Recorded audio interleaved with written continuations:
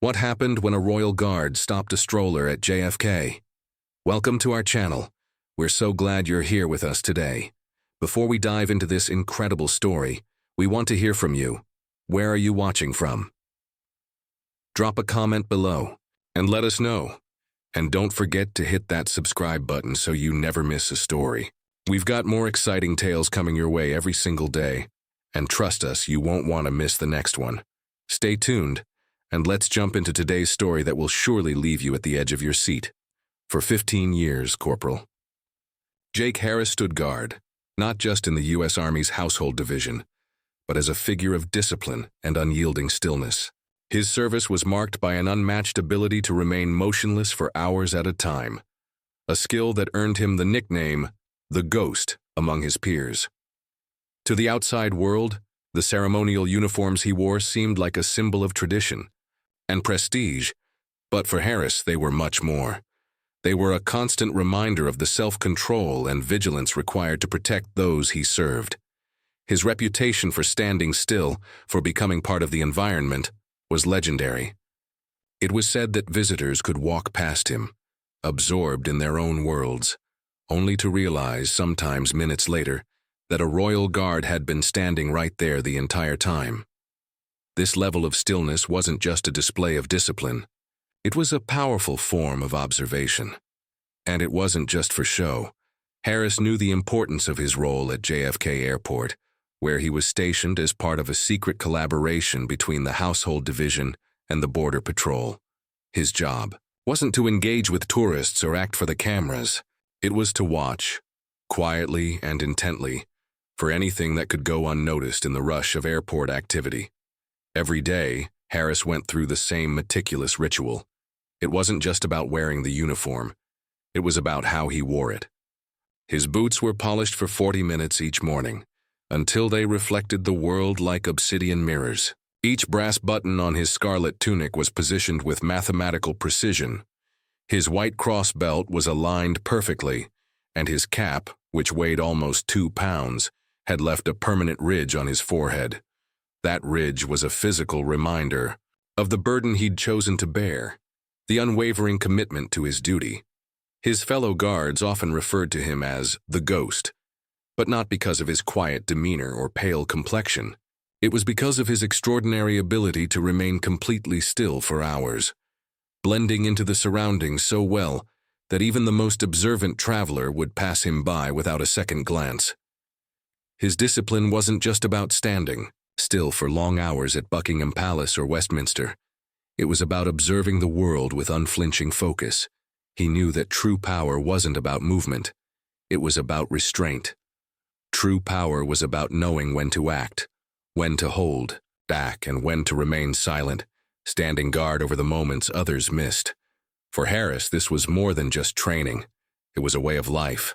His training had honed him not just to stand still, but to see things others couldn't, to detect the things that weren't immediately obvious. There was a quiet confidence that came with this understanding. He had been through countless routines, hours, standing outside in the rain, hours in the bitter cold of London streets, never moving a muscle, never showing a hint of discomfort. For Harris, these challenges were part of the job, part of the silent strength he carried with him every day. But even for someone as seasoned as him, there was always the possibility that a single moment would arise when all his discipline, all his focus would be put to the ultimate test. And so, Harris stood watch at JFK Terminal 5 on a bright morning, just as he had done countless times before. He was there, not as a figure for tourists to admire, but as a silent sentinel trained to spot what the world might miss. The crowds bustled around him, the noises of the terminal filled the air, and yet he remained still, ever watchful. His eyes moved, but his body did not. It was in this stillness that Harris found his strength. He was ready for whatever the day might bring. It was another routine morning, or so it seemed. The crowd was bustling in JFK Terminal 5, people hurrying to catch their flights, others slowly meandering, lost in their own worlds. To the casual observer, Harris was just another figure in the background, standing still, the very picture of stoic discipline. His eyes, however, were sharp, scanning the crowd, watching the subtle movements that others might overlook. He had done this for years, but today something felt different. There was a shift in the air, a tension he couldn't quite explain, but one that his instincts immediately recognized. He wasn't just there to look the part. He was there to see what others couldn't. As a part of the quiet partnership between the Household Division and Border Patrol, Harris wasn't merely providing a ceremonial presence. He was part of a specialized security detail designed to catch things that didn't fit, things that were out of place. The airport was a bustling, chaotic place, and in the noise of the terminal, people often missed what really mattered. But not Harris.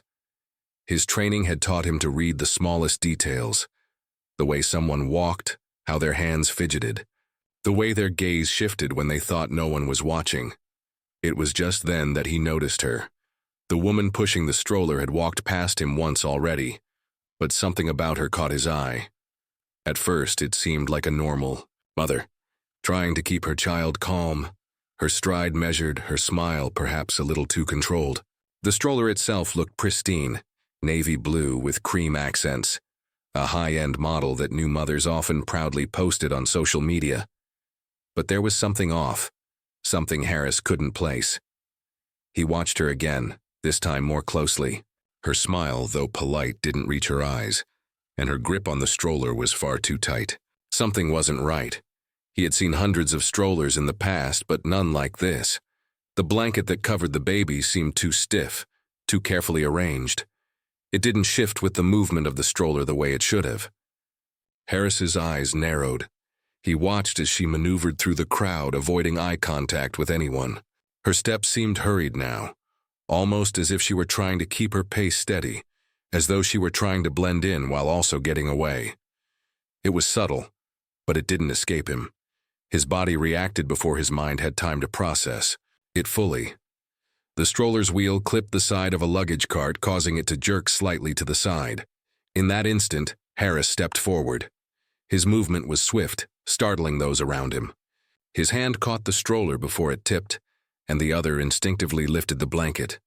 Time seemed to slow for Harris, as it always did in moments of critical awareness.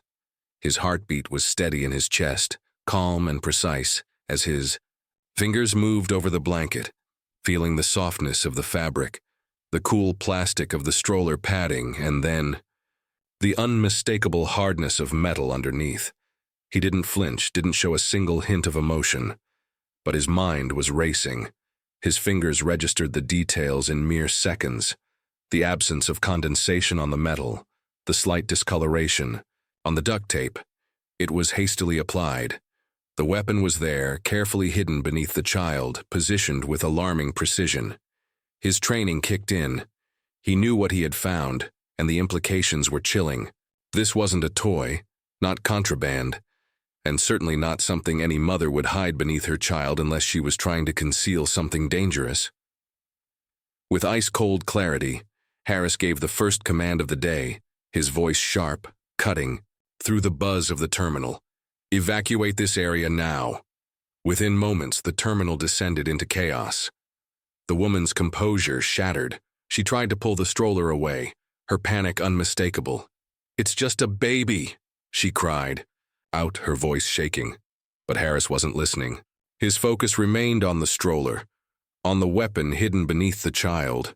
Within seconds, airport security and border patrol officers flooded the area, surrounding the woman and securing the stroller. Harris didn't need to act further. He had already done his part. He stayed calm, eyes fixed on the woman, who now knelt on the floor, her defiance replaced with desperation. She was no longer the composed traveler. She was a woman trapped, broken by fear. The baby, still swaddled, cried, his distress a sharp contrast to the silence that had fallen over the scene.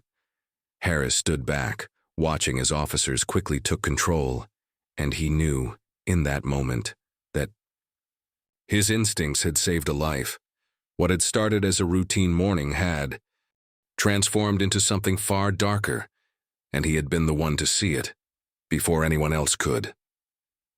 The chaos around him intensified, but Corporal Jake Harris remained still, his attention locked on the woman in front of him. As the officers, quickly surrounded her. She tried to make sense of what had just happened. She was trembling now, her carefully constructed composure crumbling into something raw and desperate. Her eyes darted around, no longer the calm, polite traveler she had appeared to be just moments ago. Instead, she was frantic, panicked, almost pleading. Harris had seen fear before, but this was different. This wasn't the fear of someone caught committing a crime. This was the fear of someone trapped, desperate to escape something far worse. As the airport's security protocol took full effect, the woman's frantic pleas rang out in the terminal.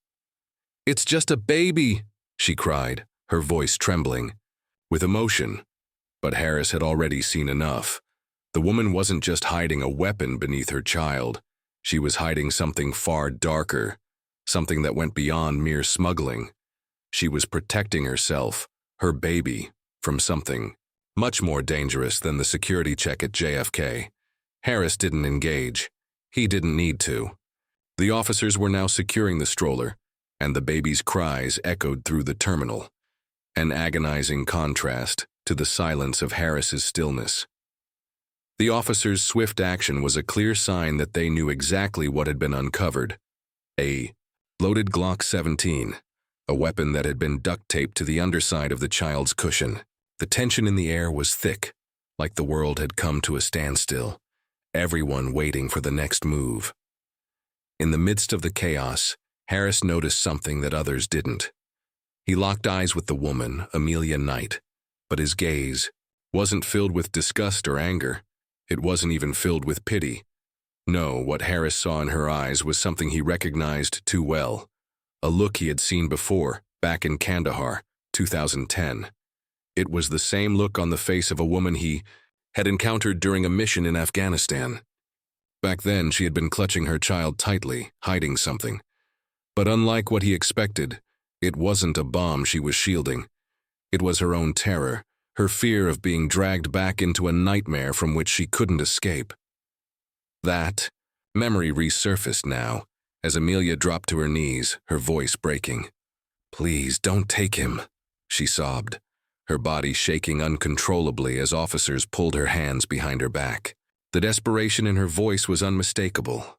Harris knew this wasn't the reaction of someone who was planning a terrorist attack. This wasn't the behavior of a smuggler. This was a woman who had run out of options. She wasn't fighting for her freedom.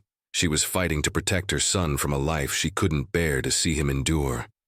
As Harris stood in the background, watching the scene unfold, something deep inside him shifted. His training had always been about precision, about restraint, but today his instincts were pulling him in a different direction. He wasn't just observing. He was feeling the weight of this woman's fear, and he knew he had to act, not as a guard, but as a human being. There was more to this story, more that hadn't been revealed yet, and Harris could feel the pressure building in his chest. The baby's cries rang out again, but it wasn't the child's distress that pierced the silence. It was the quiet, unspoken connection between Harris and the woman, the shared understanding that they were both trapped in a situation neither of them had chosen. Officers quickly took the baby into their custody, ensuring that the child was unharmed. Medical personnel arrived on the scene, tending to the baby's distress. But for Harris, his focus was on Amelia. Her story had yet to be fully told, and he couldn't shake the feeling that this was far from over. He could see it in her posture, the way she curled inward, as if bracing herself for something far worse. It wasn't just the weapon that she had hidden under her child. It was her past, the one that had led her to this moment of desperation. As she was escorted away, Harris remained standing in the terminal, his mind racing through the details. There was no question in his mind now. This wasn't about terrorism. This was about survival. And as the officers took Amelia into custody, Harris couldn't help but wonder what would have happened if he hadn't acted. What if he had missed the subtle cues, the tension in her movements? What if he hadn't stepped forward when he did? He didn't have the answers, but one thing was certain. Amelia Knight was not the criminal the world might assume her to be. She was a mother, a woman, running from something far darker than any weapon. And as Harris watched her disappear into the depths of the airport's security system, he knew that he would never forget the look in her eyes. The look of someone who had been pushed to the edge and had no choice but to protect the only thing left that mattered, her child. As Amelia was led away, still trembling and shaking, Harris couldn't shake the nagging feeling in the pit of his stomach. He had seen fear like hers before, but something about this situation felt different. The chaos in the terminal had settled into an uneasy quiet, but the unanswered questions continued to swirl in his mind. What had driven Amelia to this point? What had pushed her to the edge where she had to hide a loaded weapon under her child?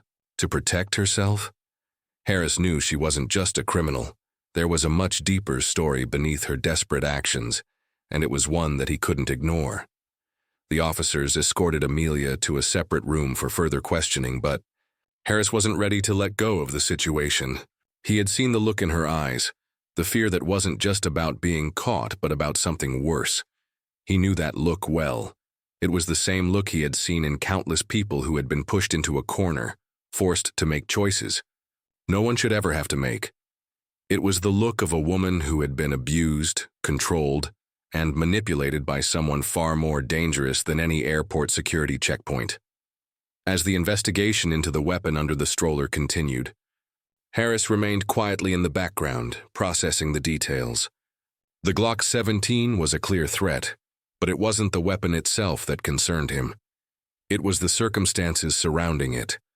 The duct tape, the way it had been hidden, the careful precision with which it had been placed beneath the child, all of it screamed that this wasn't a random act of desperation.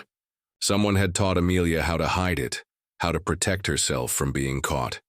This wasn't a mother on the run. This was someone who had been living in fear for far too long. Harris knew that this wasn't the first time Amelia had been running. There were signs of it all over her behavior.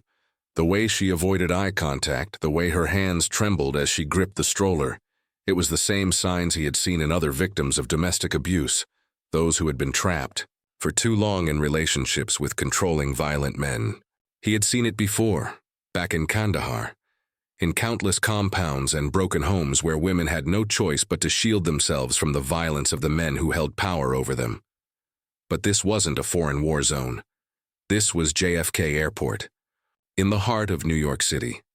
And Amelia wasn't running from a soldier or a terrorist. She was running from someone much closer, much more dangerous. Her ex-husband, a private security consultant with military connections, was the real threat. Harris knew that kind of power, that kind of reach. It wasn't just about physical violence. It was about control, about instilling fear so deeply that a woman would do anything to escape, even if it meant carrying a concealed weapon beneath her child's stroller. Harris could sense that Amelia wasn't just trying to protect herself. She was trying to protect her son from the same fate. She wasn't just shielding him from a weapon. She was shielding him from the abusive man who had made her life a living hell. Hours passed, as Harris remained at his post, his mind racing through the implications of what had just happened. He could see it all so clearly now. The subtle signs, the way Amelia had tried to act calm, the way she had desperately avoided anyone noticing her discomfort. But it wasn't until he saw her drop to her knees, her tears flowing freely, that he realized just how broken she truly was. She wasn't a criminal. She was a mother who had been pushed too far, a woman who had tried to escape a nightmare only to be trapped once again by the system she had no faith in. When the officers finally finished their debriefing, Harris found himself standing at the edge of the interrogation room, watching through the one-way glass. Amelia was still in there, speaking in quiet whispers to the investigators. But Harris knew something the others didn't. Amelia wasn't just hiding a weapon. She was hiding her life, her pain, and her desperation. And now it was all out in the open.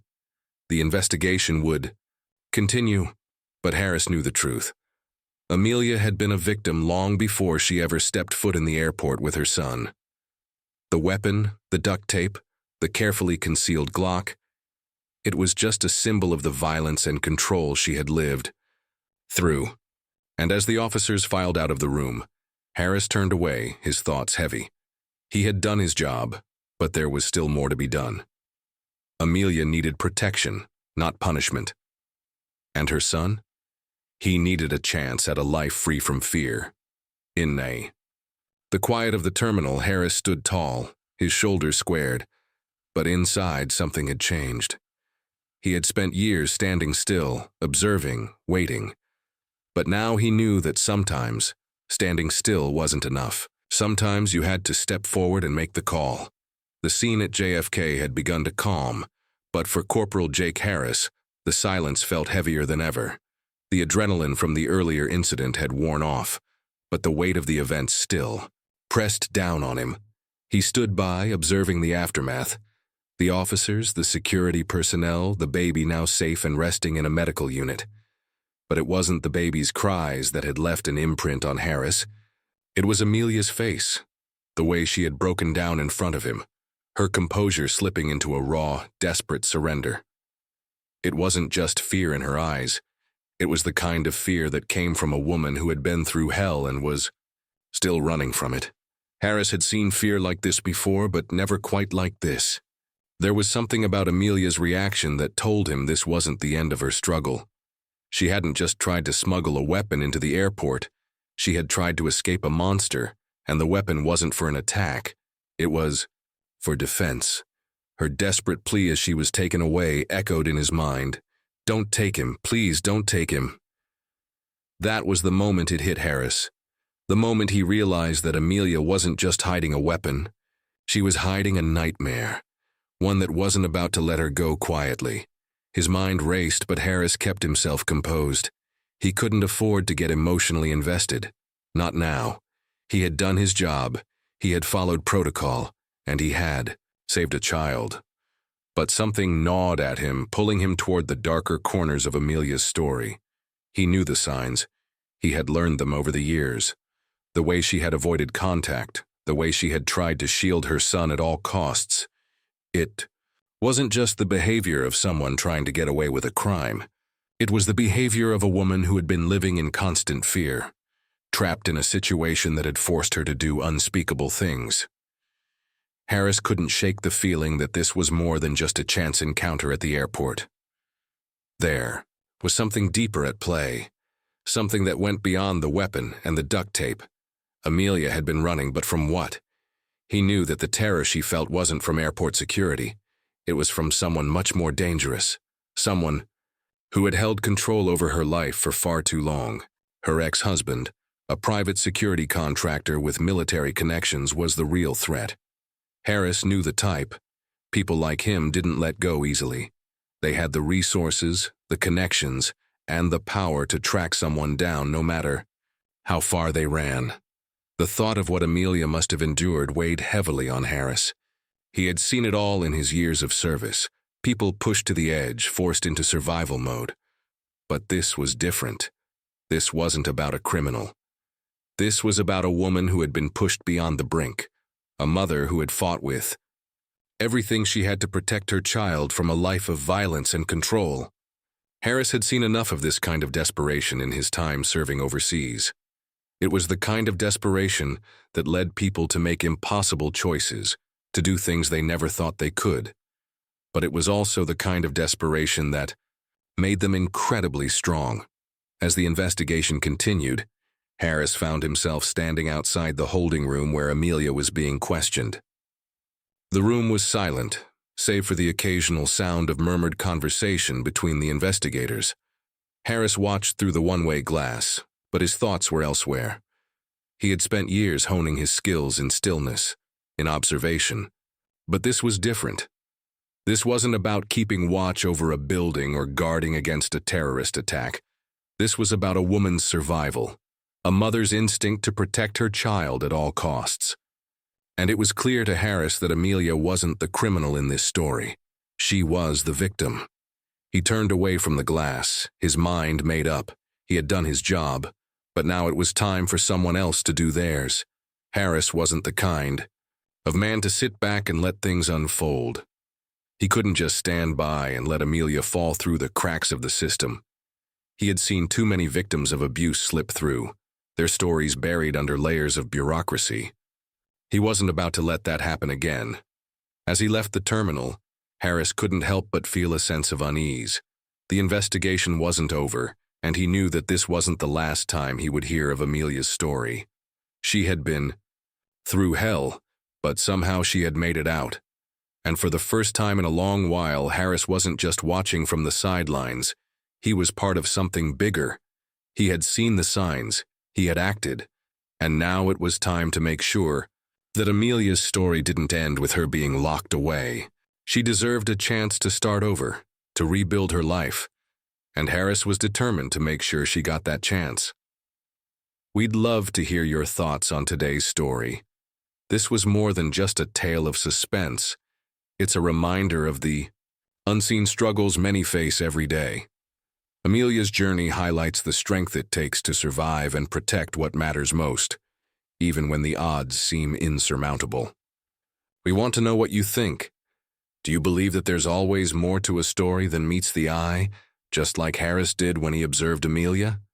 Have you ever encountered a situation where your instincts told you there was something deeper happening, even if you couldn't explain it right away? Let us know where you're watching from, and feel free to share your thoughts in the comments. How do you think Harris made the right call in such a tense situation? What would you have done differently, if anything? Your insights are always valuable, and we appreciate hearing your perspective. Don't forget to hit that subscribe button and turn on notifications so you never miss a story like this. We upload new videos every day, and trust us, the next one will keep you on the edge of your seat. Thank you for being part of our community, and we can't wait to hear from you in the comments.